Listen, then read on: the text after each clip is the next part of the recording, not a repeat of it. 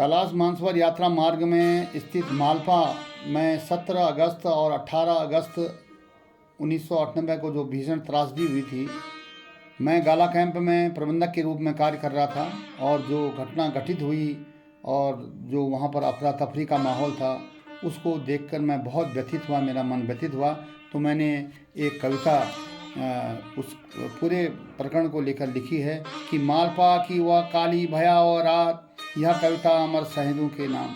चल रही थी कैलाश यात्रा, कर रहे थे हर कैंप में कर्मचारी ड्यूटी, एकाएक यात्रियों की किस्मत फूटी। यात्रा का आया सबसे बड़ा बारहवां दल, 17 अगस्त 1998 की थी मालपा की वह भयावह काली रात।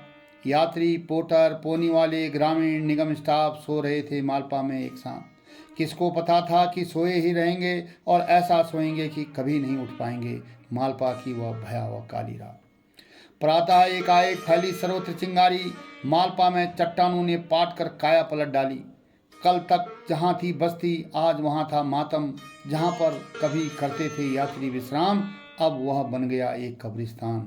हम करते आज उन शहीदों को प्रणाम, मालपा की वह भयावह काली। नहीं थम रहा था पहाड़ों को टूटना, कानों को सुनाई दे रहा था परिजनों का चीखना चिल्लाना। किसी का भाई बेटा, माँ बाप, पति पत्नी, किसी के थे रिश्तेदार, छोड़ चले थे अब यह संसार। सभी इसे कह रहे थे यह है प्रकृति की मार। आग की तरह फैल रही थी दुर्घटना की खबर, मालपा की वह भयावह काली रात। जो दृश्य नहीं देखा वह दृश्य देख रहा हूँ आज, कोई नहीं देता यहाँ किसी का साथ। हो रहा था झूठी खबरों, झूठे आंकड़ों का प्रचार। खबर मिली मंत्री जी करेंगे घटनास्थल का हेलीकॉप्टर से सफर। राहत देने वाले ग्रामीण सैनिक करेंगे पैदल रास्ते का सफर।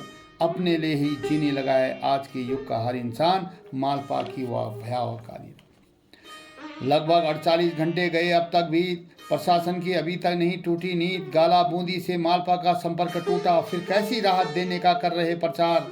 गाला से ही हो रहा अधिकारियों को सुना रहे दास्तान। वारे कलयुग के पत्थर दिल इंसान, इतनी भीषण त्रासदी देखकर क्यों नहीं जागा तेरा स्वाभिमान। मालपा की वह भयावह। रेडियो टीवी में आ रहा था समाचार, 202 लोगों के दबने का कर रहे प्रचार। चट्टानों से दबे लोगों की आ रही थी आवाज़, हमने मानो क्या बिगाड़ा, क्यों हो रहे हो हमसे दूर। किसी का घर उजड़ा, किसी का उजड़ा सिंदूर, मालपा की वह भयावह। हर तरफ छाया करुणा क्रंदन, मेरा भी अब नहीं लगता यहाँ मन। मेरा था उनसे सिर्फ मानवता का रिश्ता, नहीं भूल पाऊंगा 15 अगस्त की वह शाम। मंदिर निर्माण में प्रमुख सहयोगी दीपक शर्मा आम्बी जी को मेरा सत सत प्रणाम, सत सत प्रणाम। मालपा की वह भयावह काली। मालपा की वह मनहूस 17 अगस्त की काली रात, यह कविता निगम के शहीदों के नाम।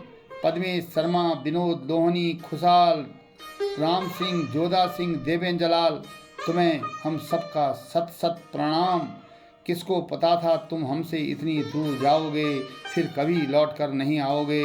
निगम यात्रियों के लिए दी जो तुमने कुर्बानी, उसे कभी नहीं भूल पाएगा तुम्हारा साथी दिनेश गुरुरानी।